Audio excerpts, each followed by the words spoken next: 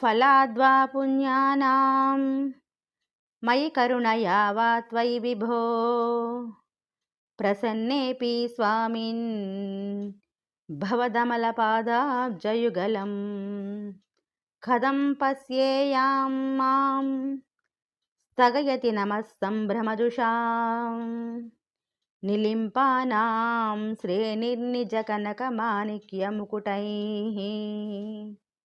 తాత్పర్యము: ఓ స్వామి సాంబ సదాశివ, నా పూర్వపుణ్య ఫలితం కారణంగానో నీ దయ వల్లనో ఏదో ఒక విధంగా నువ్వు నాకు ప్రసన్నుడయ్యావు. నేను నీ దర్శనం చేద్దామని అనుకుంటున్నాను.